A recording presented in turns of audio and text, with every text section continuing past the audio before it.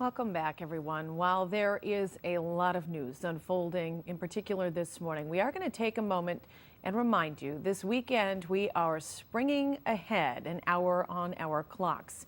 We've got our life coach, Pat Barone, in to talk about how we can use the date as well to think about some ways to spring ahead in our lives. Pat, great to see you again. Thanks so much for coming in.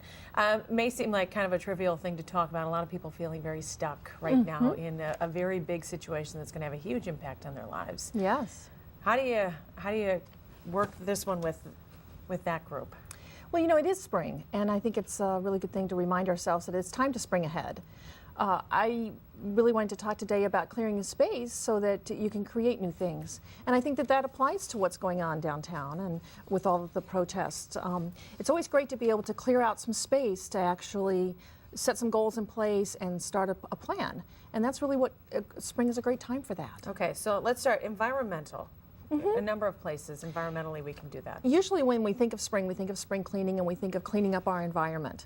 And clearing, making space for new projects, making space for new goals. And it's a great time to do that. You just clear out the space and spring clean. And clutter really has a huge impact.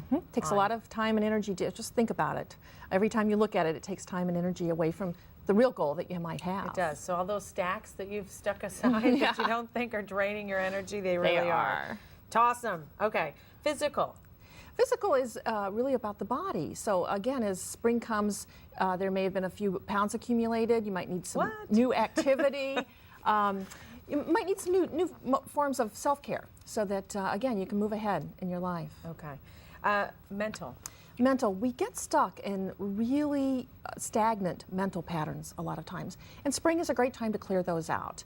You know, notice negative thinking, pessimism, procrastination. Notice when things are just confused. You know, a lot of our thinking patterns just confuse the real issues. So you want to get in there and really kind of ferret those things out of the way. And again, find the root of what you really need and want and the projects that you want to put in place. What's your next step? Sometimes that's, you know, whether it's working with someone, putting it down on paper, I mean, really sorting through kind of what's going on. It's really noticing where you are, what's getting in the way. And emotional. Emotional, that might be relationships, but that it can be any kind of emotion. You know, we're seeing a lot of emotion in the situation downtown.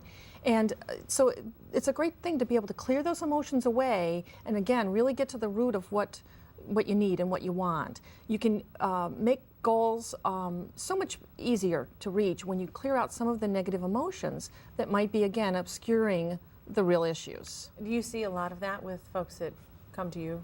Yes. Yes, they get into negative mental patterns and then that creates some negative emotions and that can't help but get in your way.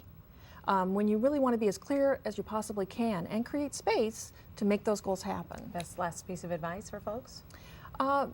It's okay to clear away. It's okay to create some space in your life so that you can really focus on what you want. Okay. Pat, always great to see you. Thanks so much for coming in this morning.